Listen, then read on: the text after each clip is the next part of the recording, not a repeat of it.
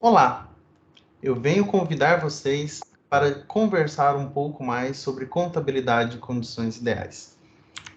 É importante que venhamos a entender o que seja condições ideais, porque na visão de vários autores é importantíssimo que nós entendamos sobre o que seria o objetivo, a meta, né, para que possamos, como cientistas, analistas de demonstrações e também usuários dessas informações, é preciso que nós entendamos a trajetória, o percurso que nós precisamos percorrer para essa tomada de decisão.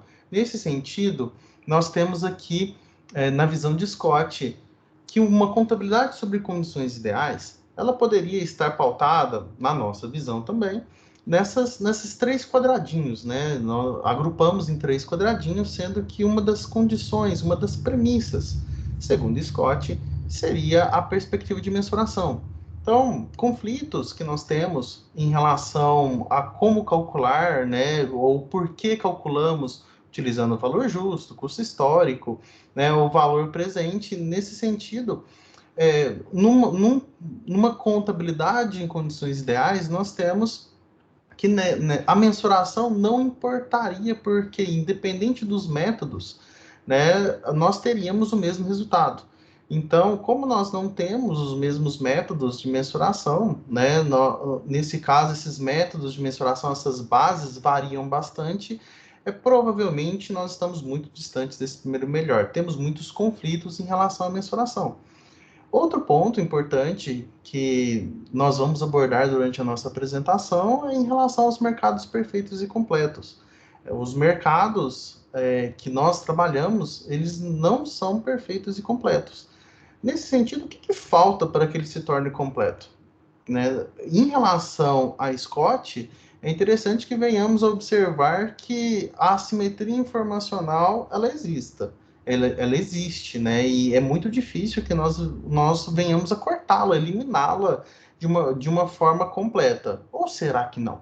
Será que nós conseguimos alcançar essa exclusão da assimetria informacional? Porque nós vamos ver, quando abrirmos um pouquinho mais esses leques que condicionam ao primeiro melhor, quais são as variáveis que vão influenciar na mensuração de um mercado perfeito completo. E será que realmente ele é intangível, né? Ele é impossível de ser alcançado? Outro ponto importante desse grupo seria a utilidade da informação contábil. É muito importante que recordemos que a contabilidade ela tem uma função, né?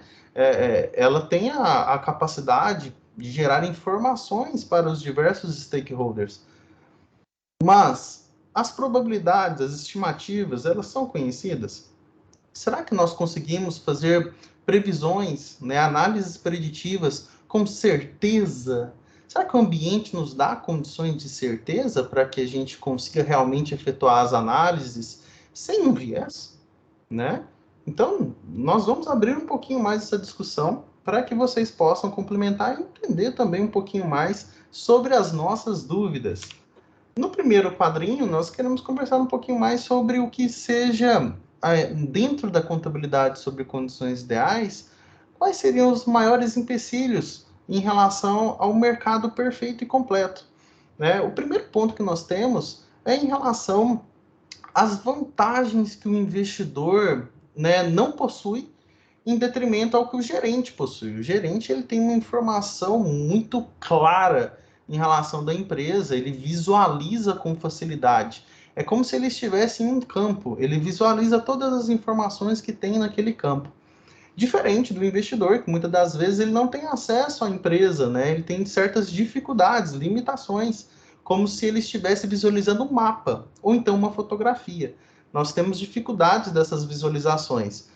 Para corrigir isso, a ideia seria que a informação chegasse completa, né? Nós trouxéssemos uma imagem panorâmica, né?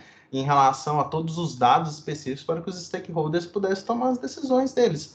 Nesse sentido, quais seriam as informações que seriam relevantes, né? Pensando nas características qualitativas, quais seriam as informações que são relevantes de serem demonstradas? E como é que nós trazemos esse conjunto completo, né? Será que nós trazemos, através da regulamentação, todas as informações necessárias?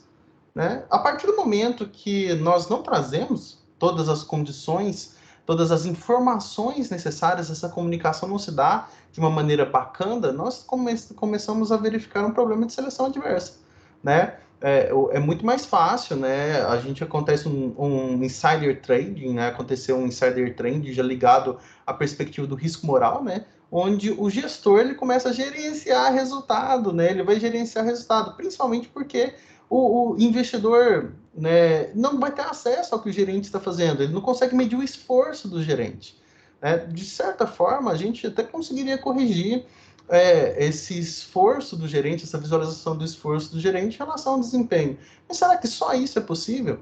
Em relação a essa assimetria da informação, nós conseguimos realmente, de forma efetiva, corrigir esse comportamento ético, né, das pessoas? Porque o grande problema, na visão de alguns autores, poderia estar sendo levado em consideração é o comportamento ético, né? O comportamento ético seria resolvido através de uma regulamentação? Ou então nós poderíamos trazer uma melhor transparência para as demonstrações em relação às relevantes informações para tomada de decisão? Então, aqui nós já começamos a ter alguns dilemas. Comportamento ético, né? Isso seria corrigido? É fácil de corrigir isso? Para a gente alcançar as condições ideais, deveria ter se corrigir isso? Como é que nós melhoramos as divulgações, as informações? E como é que evitamos o insider trading, né? Como é que nós vamos fazer todas essas modificações? Ou será que a resposta está dentro de regulamentação mesmo? Será que é necessária a regulamentação? Para nós continuarmos a discussão, nós passamos a palavra para o nosso colega César, para que ele aborde mais uma outra caixinha. A contabilidade pode utilizar métodos diferentes de mensuração de ativos. Três dos mais conhecidos são o custo histórico, o valor justo e o valor presente. Inicialmente, destacamos que existem divergências quanto ao melhor método de avaliação. O custo histórico, por exemplo, vai trazer a ideia de resultado, no qual não se reflete a realidade do valor do ativo. A SAF Neto destaca que não se leva em consideração o risco na avaliação de ativos.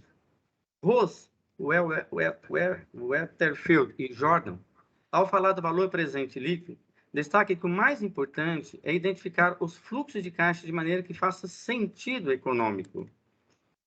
A própria IASB, International Accounts Standard Board, reconhece que existem severas críticas ao fato do valor justo poder levar a práticas imprudentes, em que se elevaria o valor dos ativos e se reconheceria ganhos inexistentes. A SEC, a Security and Exchange Commission, reconhece as dúvidas na prática do valor justo, ao reconhecer que a mensuração do valor justo deve ser melhorada, mas não suspensa. Diante desse contexto, questiona-se qual é o melhor método de avaliação do ativo. Seria relevante normatizar um modelo padrão de avaliação de ativos? O livro de William Scott, que utilizamos como ponto de partida para o estudo da teoria avançada de contabilidade, faz uma análise sobre o valor presente líquido. Para Scott, são considerados o ambiente de certeza e incerteza. No ambiente de certeza, o fluxo de caixa e a taxa de juros na economia são publicadas e conhecidas com certeza. Sobre as condições ideais do fluxo de caixa e taxa de juros livre de risco conhecida por todos, os documentos contábeis, as demonstrações contábeis, seriam confeccionadas de forma relevante e confiáveis. O que se questiona? Os normativos e regulamentos seriam relevantes em um ambiente de condições de certeza de mercado? Já em condições de incerteza de mercado, Scott supõe que a economia pode estar em uma situação boa ou ruim e que não se conhece o fluxo de caixa. Nessas condições, questiona-se, seria realmente a normatização e a regularização do mercado o melhor caminho para encontrar a otimização do mercado? Sobre o valor presente líquido, está no modelo desenvolvido por Scott, a inflação está sendo considerada, ela tem uma relevância nesse processo de avaliação do valor dos ativos? A regulamentação seria um caminho para se normatizar o modelo ideal de valor presente líquido? Nesse contexto, questiona-se qual seria mais importante, o fluxo de caixa ou o lucro da empresa? Sobre esse tema, nossa colega Ana vai dar continuidade a essa apresentação.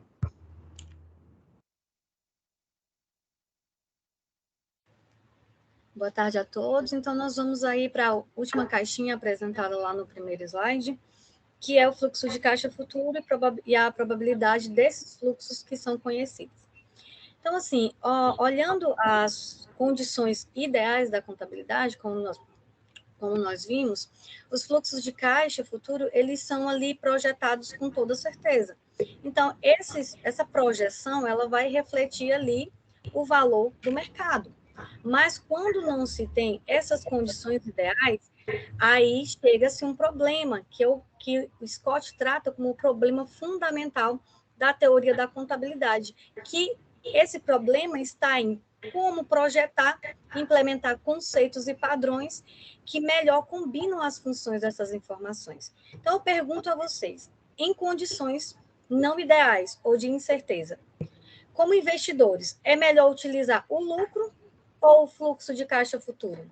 Ou uma combinação dessas duas medidas para chegar a uma tomada de decisão ali mais assertiva? É importante destacar também que dentro desse problema fundamental da teoria da contabilidade, a gente vai chegar numa outra preocupação colocada por Scott, que é a questão da autorregulação do mercado e da regulamentação imposta. Será se em condições de incerteza, o mercado ele teria condições de controlar ali suficientemente os problemas relacionados à assimetria informacional, que nós temos a seleção adversa e o risco moral? Ou não? O mercado não consegue fazer isso dentro de condições de incerteza? Será se a regulamentação ela tem sido eficiente dentro de um mercado de incertezas? Então, esses são alguns questionamentos que a gente retira a respeito dessas perspectivas de condições ideais, porque, como vimos, as condições ideais, elas são um parâmetro aí para a contabilidade. Então, quando se olha para o lucro versus o caixa, é uma preocupação em relação aos investidores. Até porque Malacrida diz o seguinte, que o lucro ele é mais informativo quando vai se olhar a questão dos retornos correntes da empresa, ou seja, vai observar ali o desempenho da empresa. Por outro lado, o caixa, segundo a autora, o caixa ele é mais informativo quando vai olhar as projeções das empresas. Então, é preciso haver aí um equilíbrio de elementos dentro da contabilidade para que traga a melhor informação para os investidores. Um outro ponto interessante de se observar é a questão da relevância e da confiabilidade das informações. Em condições ideais, a relevância e a confiabilidade, de acordo com o Scott, elas são ali completas, elas funcionam. Mas em condições de incerteza, como que fica essa situação? A contabilidade vai favorecer a relevância, vai favorecer a confiabilidade? É preciso haver um equilíbrio ali dentro dessas características da informação contábil? Como se daria esse tipo de equilíbrio para que, de fato, a contabilidade consiga fornecer informações adequadas aos investidores para a tomada de decisão? Até porque Scott ele frisa o seguinte, que quando se olha o lucro, observa-se o desempenho, ou seja, vai ver o histórico ali daquela informação.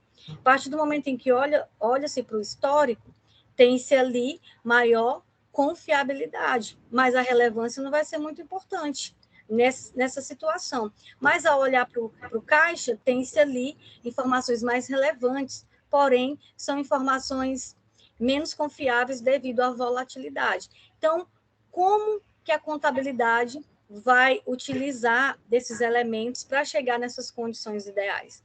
É possível atingir as condições ideais? Não é possível? Não é possível, então, quais as limitações que impedem que a contabilidade chegue em condições ideais? Para finalizar as nossas reflexões e questionamentos, eu quero deixar uma pergunta para vocês. A contabilidade atual, ela está mais próxima das condições ideais do que a contabilidade de 50 anos atrás? Se está mais próxima, o que favoreceu a contabilidade? O que permitiu a contabilidade se aproximar das condições ideais? Se não está, então quais as limitações que impossibilitou a contabilidade se aproximar das condições ideais? Agora eu quero mostrar as referências para vocês, algumas referências que utilizamos, e por fim nós agradecemos a atenção de todos.